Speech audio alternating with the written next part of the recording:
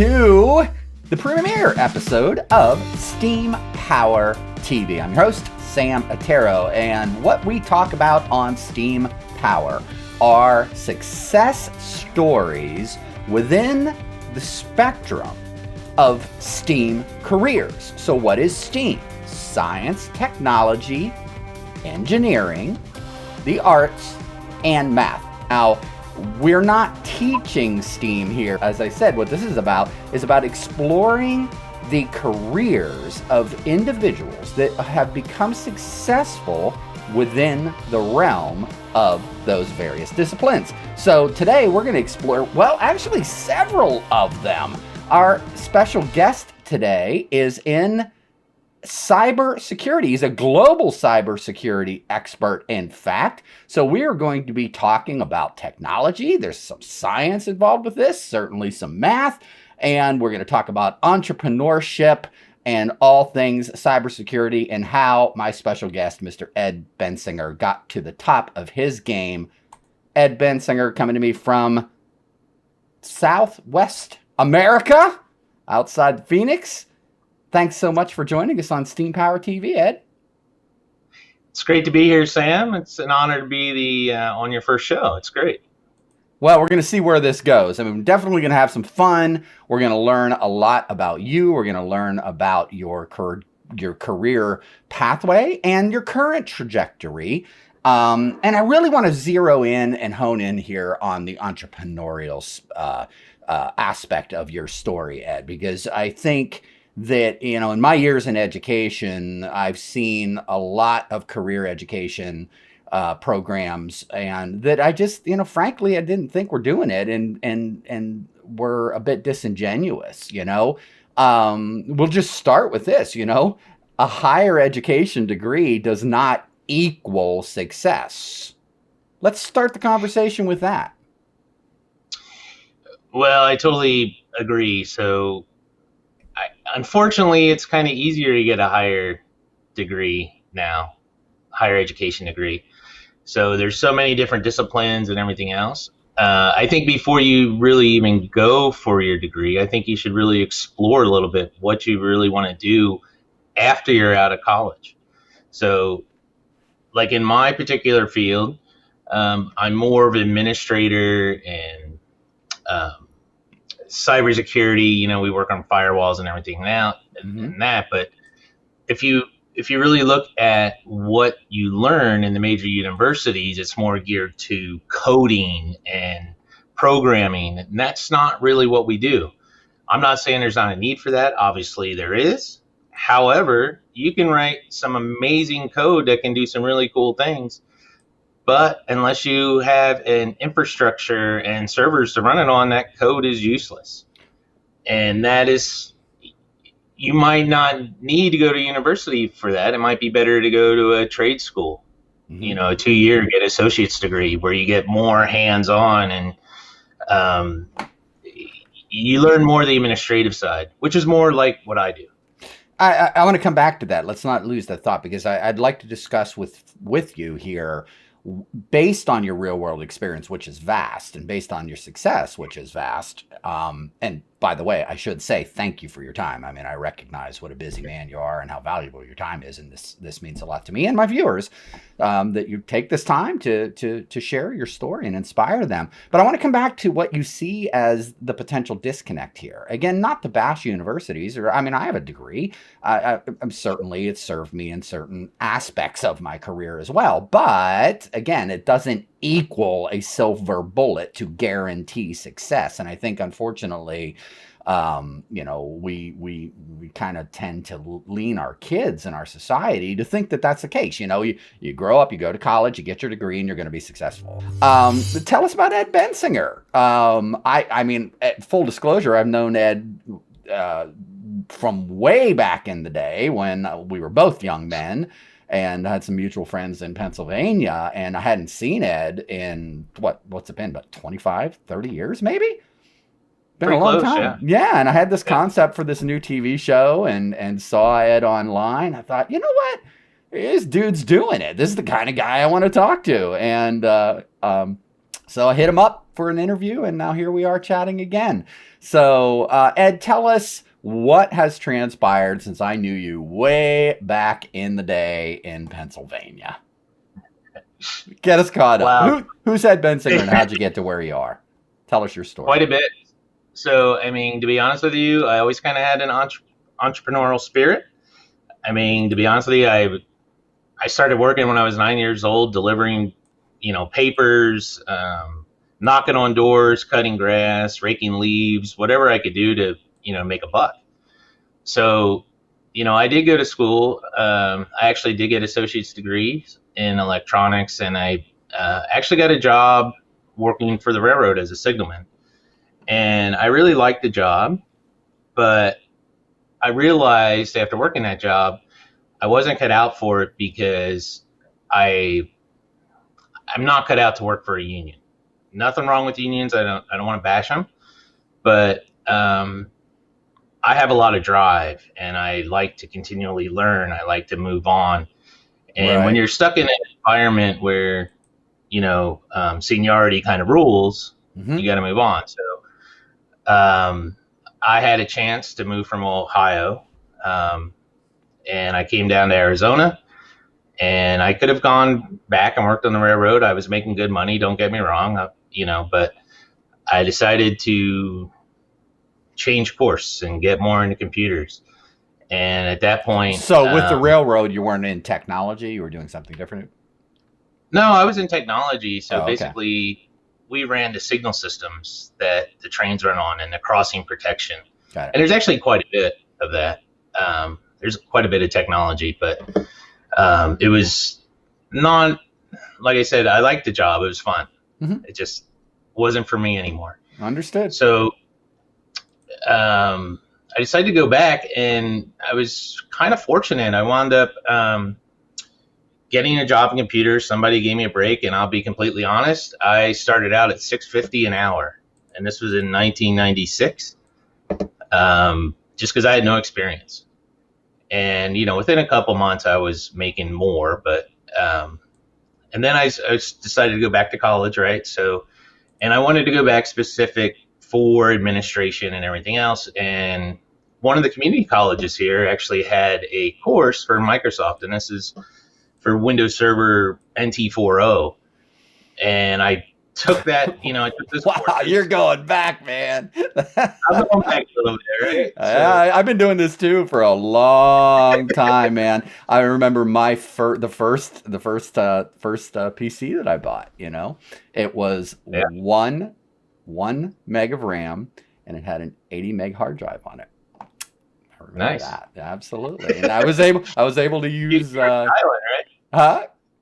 You were styling at that point. Yeah, man, that was big time to be able to take. I was doing publishing, and I was actually at the time taking a typewriter, typing out my articles, sending it to the local newspaper. They were putting it into a linotype machine and stripping out the galleys, and then sending it back to me. And I had to do the paste up on the light board. And wow, all of a sudden I had this thing called Aldus PageMaker, and I could lay this out and do it all on myself on this whiz bang machine with all this computing power that only cost me $3,000. Yeah, it's amazing. And now I got way more than that on my little, cell phone here. So yeah, technology is an amazing thing, man. So what year? I interrupted you. I got stuck on the Wayback Machine myself. You were dealing with NT systems at the time. Yeah, I actually started taking the courses in because I moved here in January of 96, and I started taking the courses in the fall of 96 in that semester. And I didn't know it at the time, but the community college I went to, Chandler Gilbert Community College here in Arizona, was one of 3 beta sites for Microsoft to teach their curriculum in community colleges. And I didn't know it, but at the end of the semester, Motorola helped put together the curriculum, and Motorola gave 2 internships out, and I got one of them. So I got thrown into pretty heavy administration in a very large corporation very quickly, and it really helped. And I was fortunate working for Motorola, where anytime I needed off to take, exams to get certified and everything, they were great to work with, and they were, just gave me time off to study. So I couldn't really ask for a better start, but I had to earn it though. Don't get me wrong. And at that time, as an intern, what Mhm. was your job? What technology were you working with? What were you put things in perspective for us? Because 1996, man, that was a long time ago.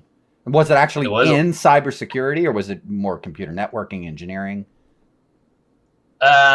It started out more in computer engineering, but I got into security very, very quickly. Did you? So Okay. I did.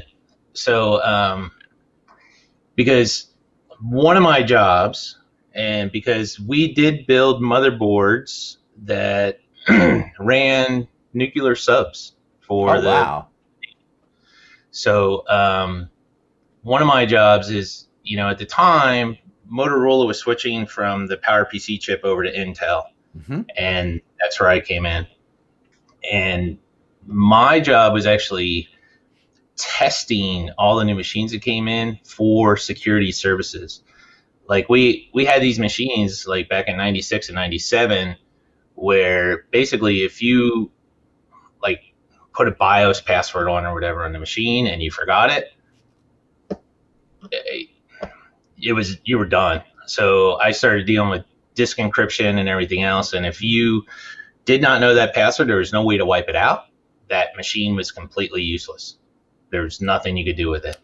And So strangely enough, Ed, I know from horrible experiences that I know exactly what you're talking about. I remember those days as well. Calling my buddies, going, "What do I do?" And they're like, "Buy a new machine."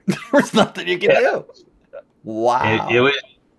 was interesting. So Yeah, interesting I times. got I got I got to beta test all those machines and actually Wow. help pick the standard. So it was actually Really? pretty cool. Yeah. So I made my recommendations and they went with my recommendations. So it Awesome. was pretty cool. And again, we had to secure all that data make sure the backups, the network security was there. Hmm. Um, doing DoD type security right from the beginning was pretty nice. It got me started into the security track. So yeah, even data destruction, and so people could not do anything that was actually kind of fun, destroying hard drives.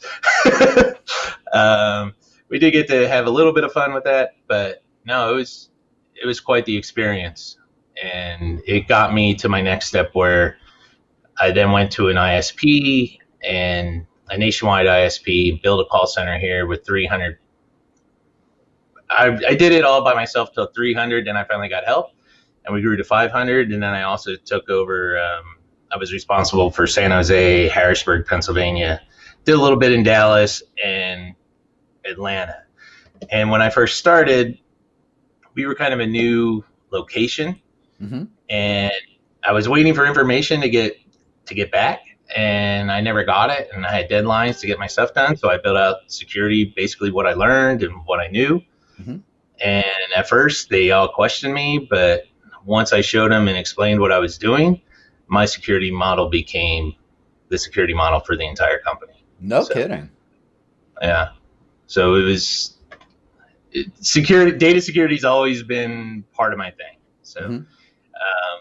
it's more in the recent years where data security has been kind of separated out. To be honest with you, more as a position where it's more specific. And that's really since the internet really took off, where people were getting hacked and stuff like that. Personal data. In the corporate world, it's always kind of been there, Hmm. but it wasn't talked about as much as it is now. Well, So there's a direct up. I mean, people feel the ramifications yeah, of data breaches in their own personal lives now. So when they see these stories right. on the news, they're going, "Oh, yeah, I've been there, done that. I get that." And there's an identification. So, in terms of your business, how is it? How is your when did you start Bensinger Consulting?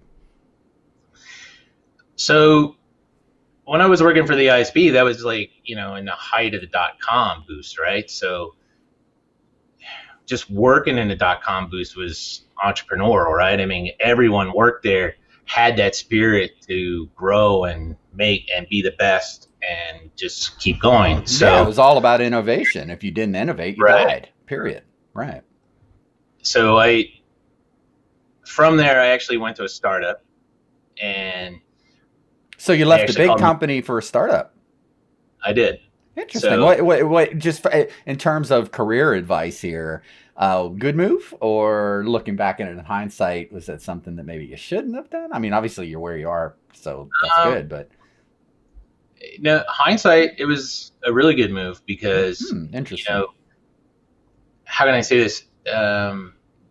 ISPs, independent ISPs, really kind of ended once the FCC did not give independent ISPs access to cable networks. Like the FCC forced like telecom, traditional telecom, your CenturyLinks, Verizon, to share their access and be able to resell and everything else. But for some reason, they decided cable companies were exempt. And that's when cable internet really started taking off. And now it's probably the majority of the service, right? So it really killed the independent ISPs. Luckily, I was gone before it really took down the company. The company still exists, but was that a factor in your decision? What was the main factor in jumping ship from a high tech corporate cruise ship to a small startup? What motivated you? That was part of it, because you saw what was coming. Yeah, because the ISP, it was traditionally a dial-up, right? When dial-up was the thing, right? So, and then we started adding DSL and everything else, and then cable companies started getting into the business, right? And of course, we tried to, ISPs as a whole tried to get in that market and, share it and everything else, resell it. And then the FCC said, no, they don't have to, they don't force to. And cable companies just kind of locked us out. So you could see that it was going down because everything was going high speed, and cable companies had the advantage of being able to serve high speed data at further distances than telecom did at the time. So it wasn't even really close. Yeah, so. It was definitely not a sustainable model, and like you said, look at where we are today.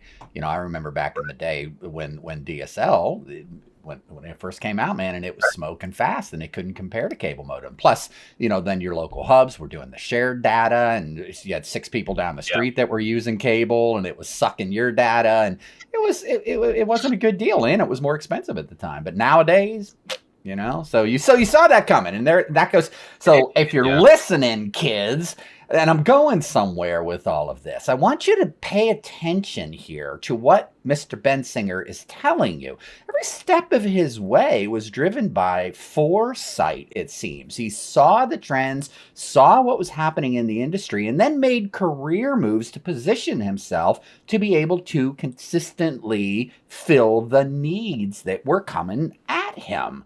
Whatever the configuration of the customer was, whether it was working for a company or a client as an entrepreneur, he was able to see it coming and shifted and gained the experience before the opportunity was upon him. And boom, you just keep doing that. Am I on track with that model there, Ed, of success? You really are, especially in this field. You always need to be aware of what's coming down the line. If you're the kind of person that is more, we'll say, reactive than proactive, right? Not really. You're just happy working your 40 hours doing your thing. Technology might not be the right path for you, right? Or not as far as, how can I say this? Getting advanced and advanced to your career and everything else. There's always going to be a need for people that you talk to them, tech support and stuff like I was that, going to right? say maybe help desk or customer Yeah, service. help desk. And there's Yeah. nothing wrong with that. You can make a lot of money doing No, that. there's not. Absolutely. So, But as far as the nuts and the bolts and advancing the technology and yeah, putting and positioning yourself as an expert and leader in your field, you got to have that innovation and that entrepreneurial spirit of constantly looking forward and pushing that envelope.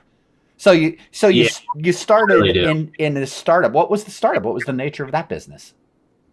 So the startup was actually it was a data center. We built a data center, and at the time, bandwidth was really, really expensive, and they had a proprietary little method of basically looking at the lowest amount of hops or latency along with the price of the provider and everything else, so we could provide better performance, um, at a lower cost to our clients. So, and this is, we had like, before Pandora or anything like that, we had streaming services before it became popular. We were hosting there and stuff like that. It was a great experience.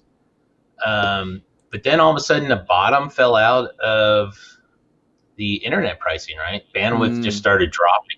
And how were you So, delivering it? What was the I mean, I remember when I first got into streaming years and years ago when I lived in Oregon. I think it was 96, and we did the very first ever live audio stream from a theater venue in the town, and we used a PC system with dual ISDN modems, and brutal. we got like 47K, pretty consistent Right. stream. It was interesting, but man, it was a lot of work to configure it and to monitor it and keep it running. I mean, it was very buggy and crashing and bottlenecking all the time. I mean, the buffering was we didn't, the technology wasn't there at the time. What were you guys using in your set at the time? Well, but like I said, we were more of a data center. So, So you were our managing the pass through, yeah. Yeah. So we build out and build the infrastructure. Some of them we did help. Some of our clients we did help that they didn't have the expertise, and we built out storage arrays and stuff like that. Wow. But at the time, QuickTime Player, Real Player, Yep. those are kind of things, right? So, do you remember the RT? What was it? The RTSP protocol? No. What was it? RTM. It was. oh yeah, You know what I'm talking about? I can't remember what it was called. And you could pull in JPEG images and sync them up just by writing a little bit of code and sync them up, and the real player would pull them off the server and sync them up with the audio. Wow, man. I haven't thought about this stuff in years, Ed. God, we're such geeks, dude. We are geeks, man. It was fun though. I mean, it was yeah. Again, working at a startup, it was full of entrepreneurs. Everyone wanted to do something new and cool. Sure. So, but like I said, after the bandwidth price dropped, our technology that made us unique really wasn't needed as much. But interesting. The technology was really cool at the time. I mean, even ASU was using it and stuff like that. So there was actually quite a bit of research work done, and I worked with some pretty smart guys. That's awesome. At the time. Yeah, it was awesome. It was pretty good. Now, at this point in your career, again, let's if for young people in particular that are listening to this, at this point in your career, would you consider yourself successful? Were you happy? Were you making money? Were you stable? Were you doing all right in terms of your version of success? Yeah, I mean, we were making money. We worked hard. We played hard. I mean, it was, we were young, right? We were in our 20s, and sure, it was great. So, and at that time, my first house, right? you had a 2-year associate's degree, yeah? Yeah. There you go. That was it. So, there you go. In the IT field, experience really weighs a lot because you can only learn so much in theory. Yeah. And unfortunately, even like the Microsoft exams and stuff like that, just because you're certified That's great. You have a theory, but what you have to remember is that the the, the exams and the certifications are actually written basically during the time they're beta testing the server OS or something like that, right? Right now it's 2019. So the certifications are being written at the same time. Well, it's beta, right? So it gets released to the wild. They find all kinds of bugs, and okay, now we got to change this. We told you to do it this way, but you really can't anymore. You got to do it this way.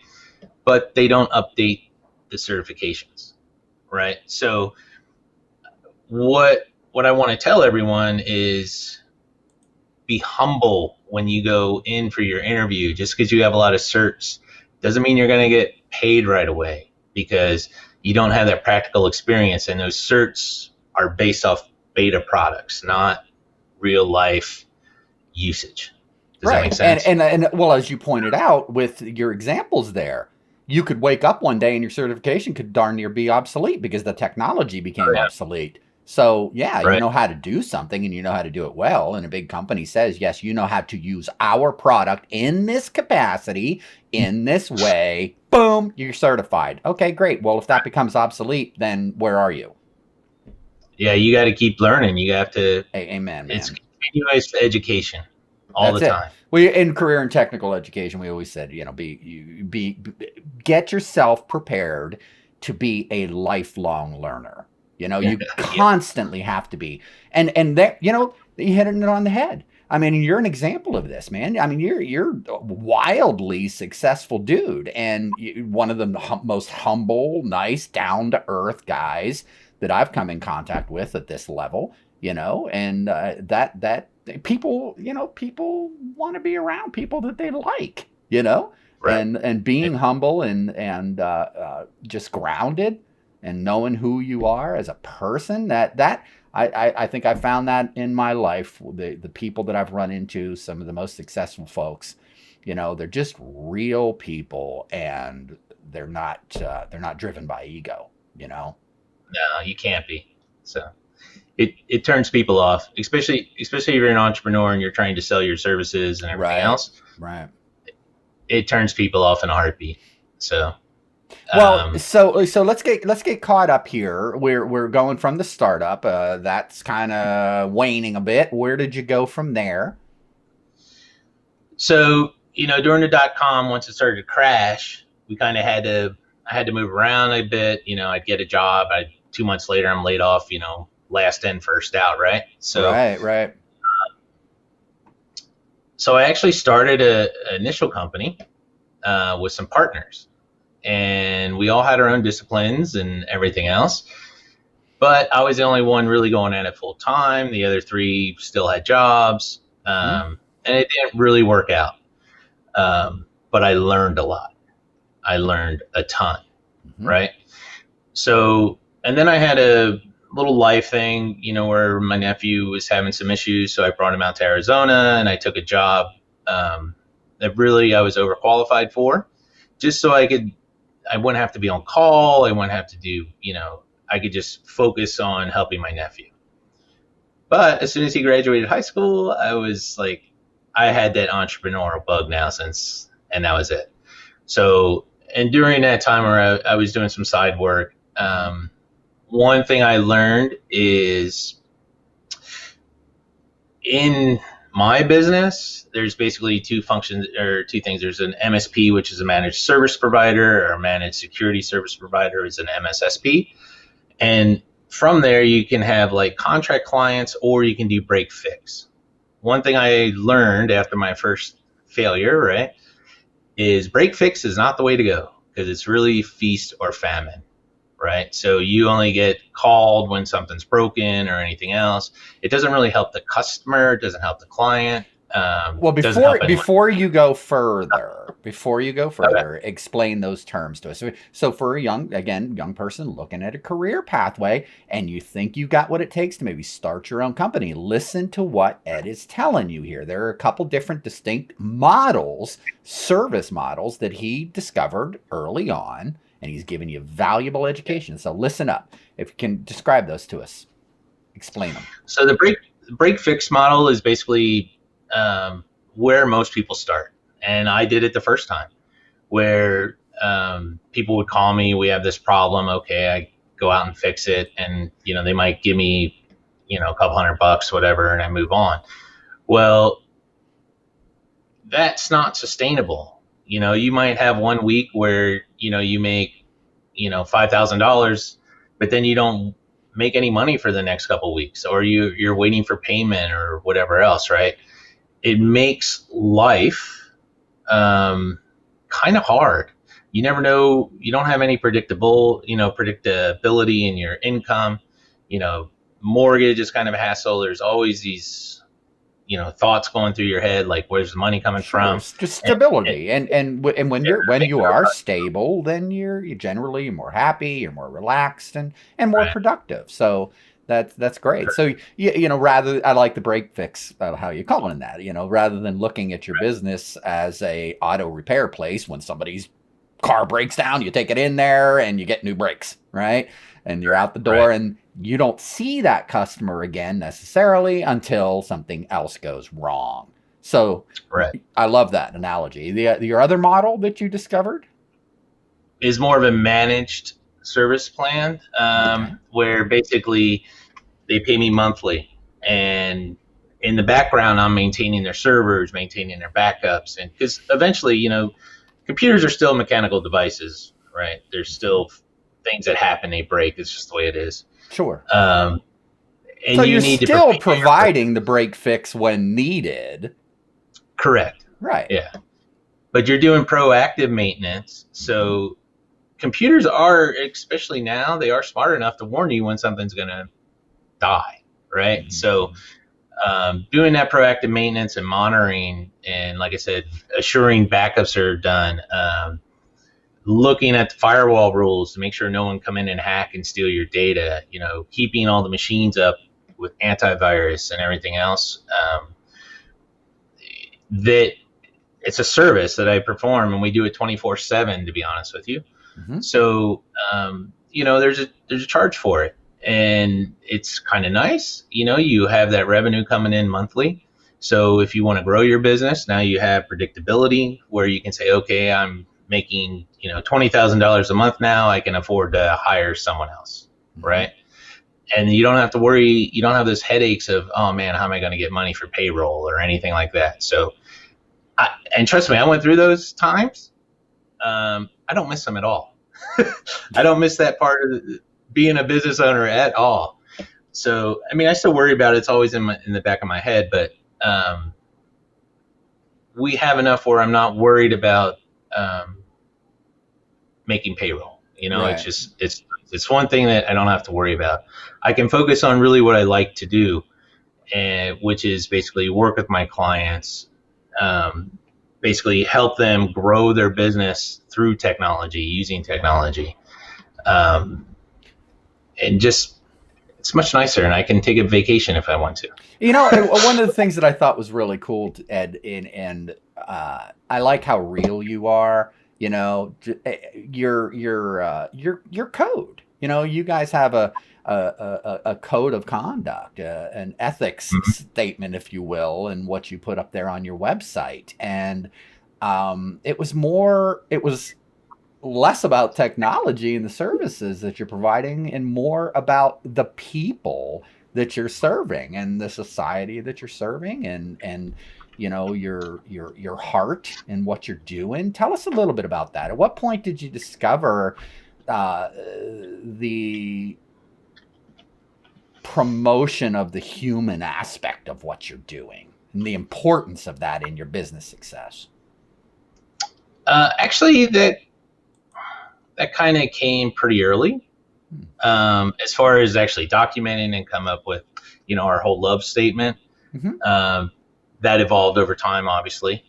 But when I came out of we'll say the big corporate world and into the small, medium business, I learned a lot in large corporate, and I saw the monitoring. I saw the advantage of having the proactivity, support and management and everything else. And I wanted to bring that to small business and small and medium business, because if there's a disaster or data breach or they lose their data, most small businesses die within 6 to 8 months, right? So not only is a business owner out of a job, but all their employees are out of a job and everything else, right? Sure, it So has a ripple effect in the whole economy too. right, Mm-hmm. and you know I wanted to bring that to them. And then once I started doing it, I got to meet these business owners. I got to know them personally. I got to understand that they don't do this just to make money, right? I mean, that's part of it, but they're in it to provide for their family, their loved ones, and everything else, right? So what I've noticed about most entrepreneurs, they're generally pretty focused on their family, and it's very important to them. So providing for them, making sure they're happy and sustained, and when they do take time, their ability just to shut down for a while and get away. It's been quite the journey learning that and figuring that out, and it's just something you learn over time. Balance, So absolutely. yeah, but So how did we go from these startup small businesses to featured keynote speaker at Harvard, giving speeches at the NASDAQ, talking at the UN? I mean, dude, I am absolutely blown away by when I first started delving in. And I'll be straight up honest with you, Ed. I didn't think this guy's like a big deal. I need to get him on my show, right? No, I didn't realize that you were a big deal until after I invited you on the show. Like I kind of looked real quick, you know what I mean? But I thought, no, I'm thinking, oh, he's clearly successful and he's got his own business, and I see him, out there doing his thing, and I kind of checked into it. But until you sent me your videos that you did of some of your speeches, I didn't realize the level that you were at. So I was like, wow, how awesome is this? And I was so impressed. How was it a sudden boom, I'm there, or was it a very incremental, slow build to get to that point? Yes and no. So it was slow. It was slow to build my relationships I have with people. Slow to have this understanding about really what I want to do. But then once I started building these relationships, everything just started popping, right? So like popcorn. Pretty much so, yeah. And then it started moving very, very fast.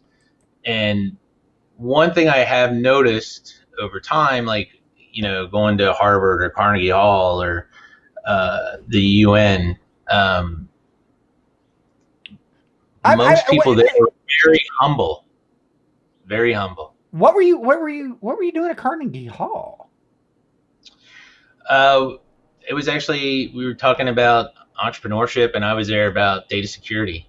Oh, so, okay. But yeah, it was actually pretty fun. I got to hang out with Martha Stewart and Ice-T and Coco, and wow, got to meet the. Yeah, it was a lot of fun. That's awesome. But, you kind of get invited. You go. I'm not performing, right? I'm just talking about what I do. And the nice thing about it is I don't have to talk technical to these people, so I can be myself, right? So if I really start talking technical, I'm going to lose them. They're going to get bored and they walk away. So just because you're really smart in some things, right? Don't flaunt it, right? Everyone's been to a doctor, right? Where you might go to a doctor and they just start talking over your head, telling you what's wrong, and you're just like sitting there, right? I have no idea. Doc, can you just break it down for me? Am I going to get better, or what pill do I need to take? Give it to me straight, Doc. Right? Yeah, I don't speak Latin. Sorry, I have no idea what you're talking about. So that people don't really want to know what I do. They just want to know that I protect them, right? And I help them secure their data, make sure they don't get breached, make sure, you know, their personal movies don't get leaked on the internet, right? Like happens to, actresses and actors, and they don't care what I do to do it. But you got to build that trust with them and everything else, right? And you got to show your compassion to them. It's a balance. It really is.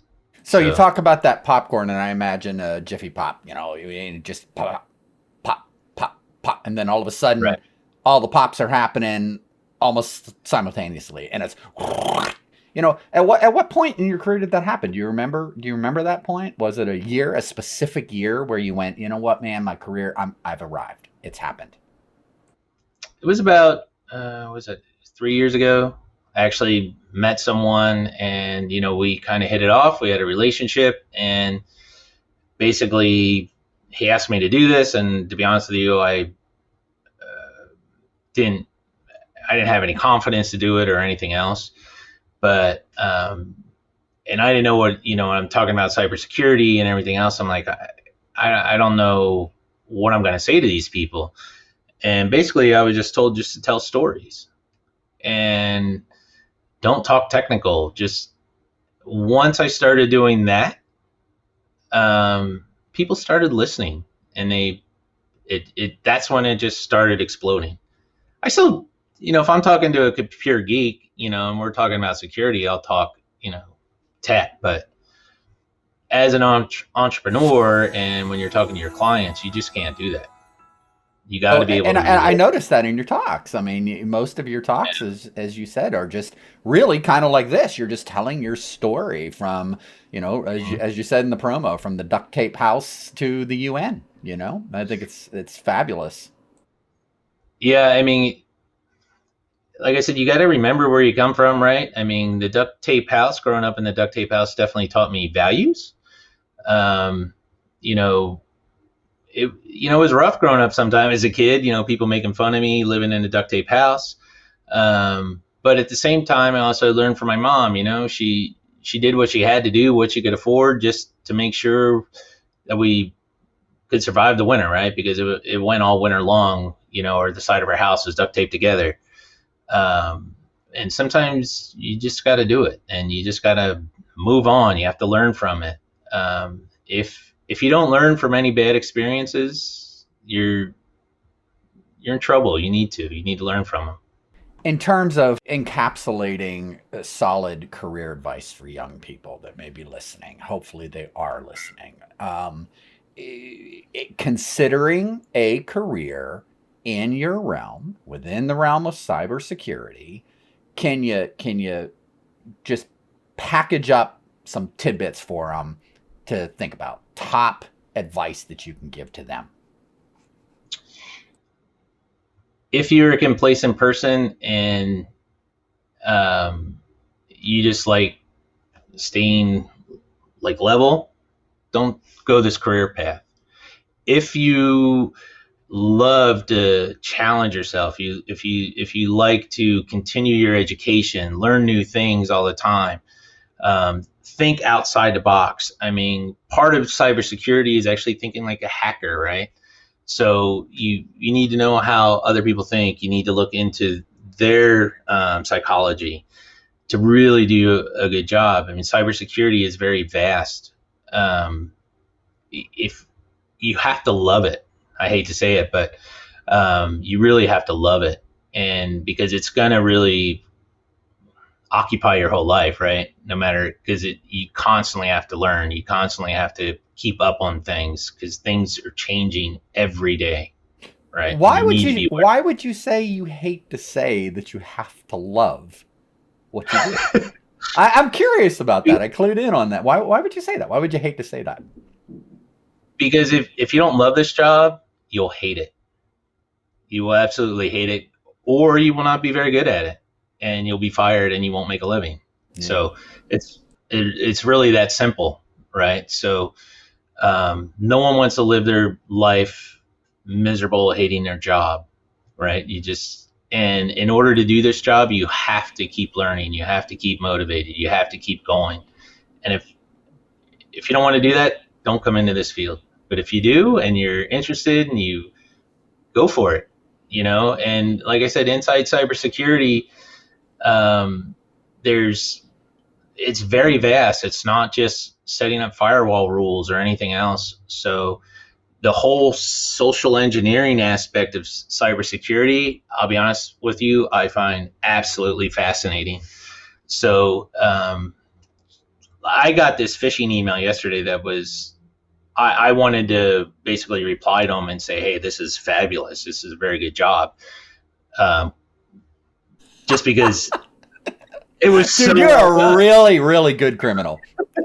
Let me compliment you. That's hilarious, yeah. man. But it was, but you're right though. It was brilliant, and you see so many people that are involved in criminal activity. They end up going to jail for a long time, and the cops are sitting there going, "Man, this is a criminal genius." If you would apply that genius to something ethical and play within the rules, you may be speaking at the UN someday as an expert, right? So yeah, fascinating. Well, what was the genius in that? Let's focus on that. What was the genius in what they did? Maybe even get technical a little bit. So, okay. So it was a phishing campaign, and it was from something called SendGrid, and which is something, very legitimate. Some of my clients use it's, and it looked very legit. And it basically wanted you to update the credit card, right? Because it expired, right? Which is fine. And what it did, I'm always leery of these, right? So if you're not familiar with it, but Windows 10 now has something called the sandbox, right? So you can open up your sandbox and you can explode viruses and do whatever without compromising your data.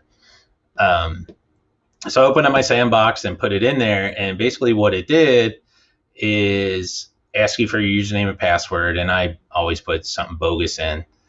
And then it basically took it right into what looked to be SendGrid's website, and basically give you FAQs on how to change and update your billing and everything else. So it just looks so legit. Yeah. So while you're here, let's update your account. It was great. But then I did it a couple times and just changed the name, and then I realized what they're doing is they were just phishing for login information. Is all they were doing. Right. So they were capturing that username and password, whatever you put in there. Sure. But it was really good. I mean, it was good enough that I actually called my clients that use it, say, hey, if you get one of these, it's not valid. And actually, some of my clients did get it. So one of the big buzzwords when I was teaching, I'm still teaching, but not in the public schools anymore. But when I was teaching in career and technical education pathways, the more and more computer network engineering programs were adopting, and you see this at college as well, this ethical hacking idea. So for young people that are looking to pursue, again, a pathway in cybersecurity. In the real world, Ed, talk to me about the pursuit of education for what it is that you're doing, right? How should a young person look at, number one, education, and as an entrepreneur, the disconnect that you may see in educational programming, whether it's at a technical school, a technical college, or a 4-year degree program, or what are some of this advice you can give to make the right educational choice, and some pitfalls that you've seen along the way to watch out for? Great. Okay. So there's a lot there to unpack. There is. Yeah. First off, I think you need to figure out what you want to do. Right. So, me personally, when I took my first programming class, I was taking some programming classes and everything. I didn't really like it too much. And then with my internship at Motorola, one thing that really got me out of the programming track was, we built motherboards there and everything else. And I would see people print off reams of paper to find their bug in their code and everything else. It's just not for me. I'm not that kind of person. So I knew right away programming wasn't for me, right?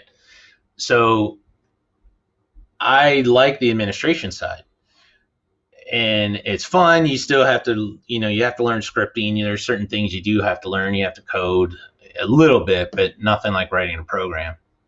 So I found the technical schools, the trade schools, are better at that. They give you more hands-on, learn how to build a server. The Right. universities are really more focused on the coding side, and that's really where they're more focused on. So if you like coding, go to the 4-year degree. Learn all the different languages that you can, and you go that way. But the nice thing about it now, with kids are learning to code in elementary school, right? Oh, So sure. Yeah, we're teaching the basics to the little kids. yeah, Absolutely. or even kids that are like hitting Minecraft and stuff like that, right? I mean, it helps teach that. So I lost your sound, Sam. I like how you're breaking this down. My apologies about that. There's somebody decided to do some construction outside, so I'm hitting and muting and unmuting my mic as we're talking here, and I forgot to have it on. I don't know if you can hear that saw going on in the background, but that's what's happening. So, Yeah. yeah, I mean, I like how you're breaking down the discipline into specific pathways. I had a lot of kids that might come into my digital media arts program and say that, well, they want to make video games, and then they explore Python or they explore the coding aspect of making video games, and they're like, whoa, that is not me. And I'm like, well, Right. put your favorite video game in. All right. How important is the audio track? Play your video game without sound, right? Right. And they're like, huh? And well, you're in a digital media arts program. Maybe audio production is your thing, and you can get into designing soundscapes and sound effects and doing the voiceovers and creating the movie atmosphere of the video game through audio. Maybe it's video, maybe it's 3D modeling. So when you pick a career pathway, think about where, as you said early on, Ed, think about where you want to go and what your natural proclivities are. What do you really enjoy? What are you really good at? And chances are you're going to find a niche within that. I never, 30 years later, when I got, started down the realm of entertainment and publishing, I never thought I'd be doing what I'm doing right now. It just kind of one step led to the other, So in terms of career niches within cybersecurity, Ed, tell us, what's the hot thing? You have foresight in your industry. What's coming down the pike, and a young person looking to get into this, what should they might want to explore? You mentioned about ethical hacking and stuff. If you like that, there's something called pen testing, which you can make a lot of money on doing pen testing. But once you really start looking at pen testing, there's even breakdowns inside that, right? So there's Pen testing? Penetration testing. Oh, okay. So I'm sorry. I'm in IT as well, but again, very different right. field. So, but even inside pen testing, there's it breaks out, right? So it's not just scanning a firewall and looking for open ports and see how if you can get into the thing, right? If you do a real pen test, there's a whole social engineering aspect of it, right? Which I really like.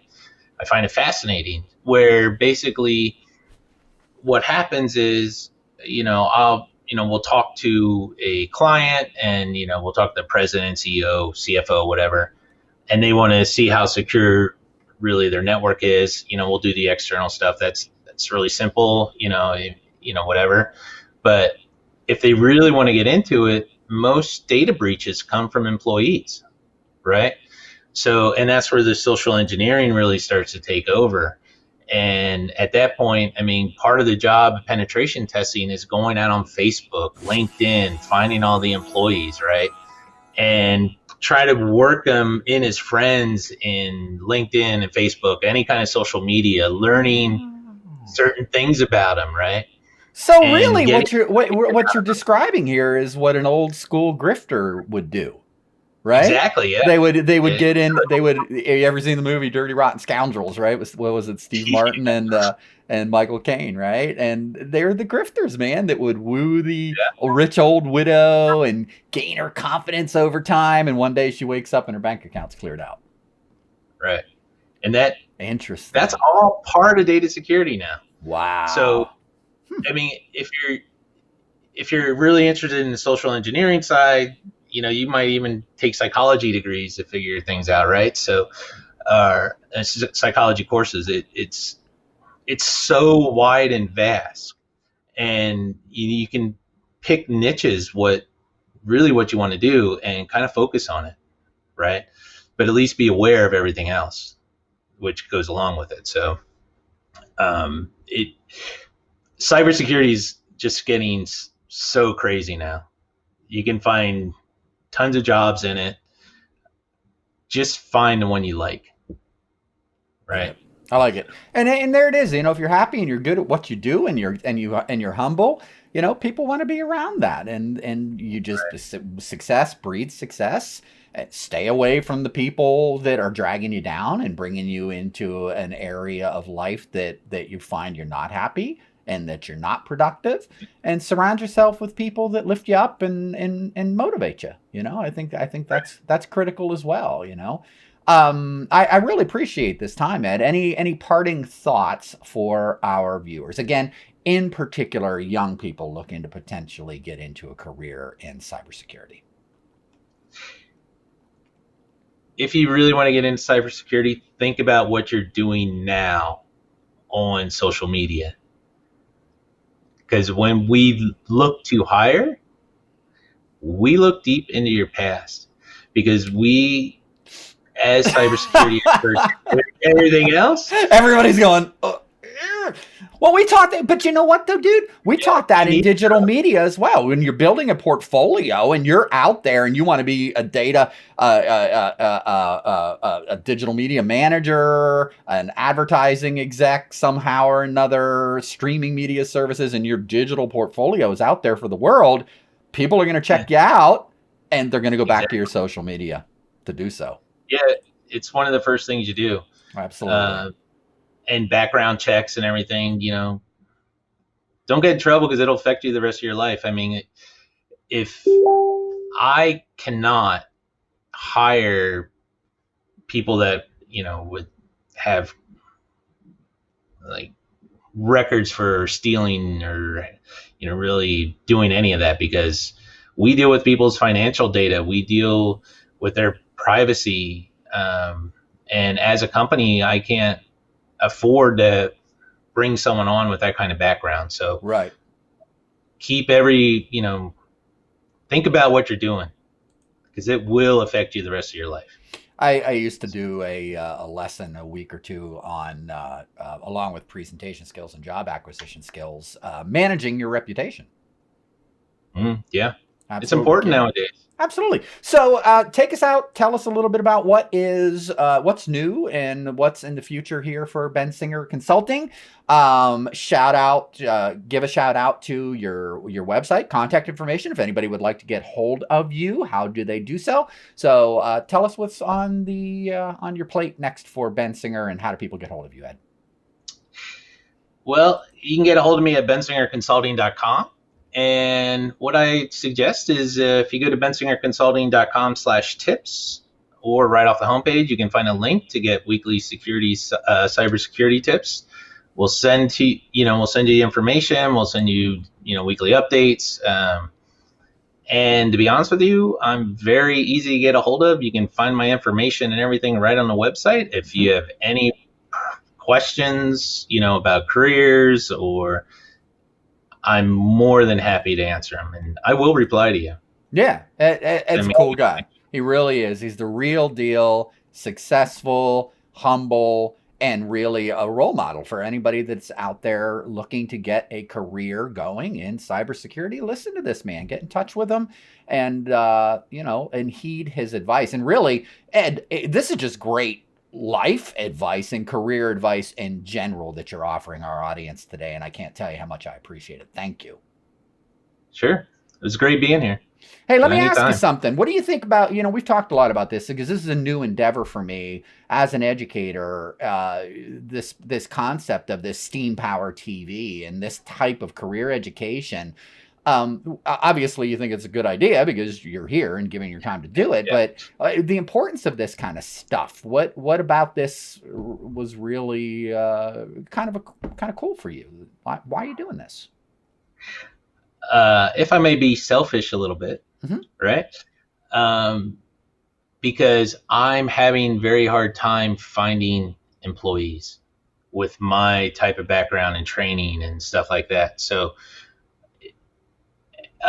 for me, I think in general, there's such a big push into coding and everything else, and people writing curriculums maybe, or not really curriculums, but we'll say policies to get people in cybersecurity, do not have a clue what cybersecurity really is.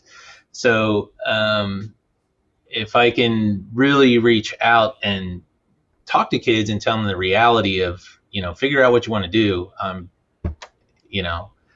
hopefully down the road, I'll be able to hire you, right?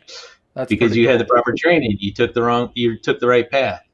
So that's awesome. I really appreciate that. And it's a wonderful venue to do so. If you are an educator out there, again, listen to this man, as you're writing your curriculum and you're coming up with your activities, listen to what Ed has to say. It's absolutely great stuff. Ed, I can't thank you enough. I really, really, really appreciate your time, your energy, your expertise.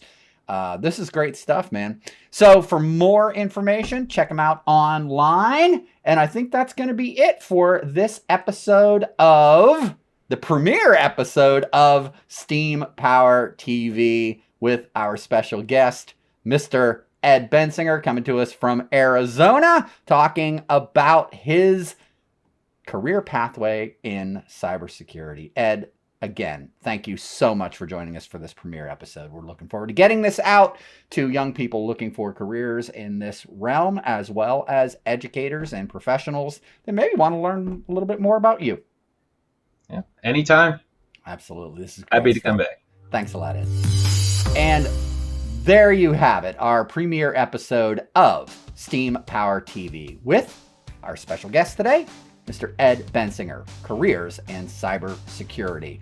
Sage advice from someone who has been there, done that, and is continuing on an incredible trajectory of global success within that realm. We hope that you stay tuned to STEAM Power TV. Join us online at steampower.tv. Sign up for our website. And if you are an educator, professional, somebody within the realm of the various careers that encompass STEAM, then give me a call. You'd like to come on the show and share your experience with a young person out there looking to break into your field. It is absolutely wildly needed and appreciated. So, for everybody at STEAM Power TV and my special guest, Ed Bensinger, I am Atero. Peace to you, and I'm out.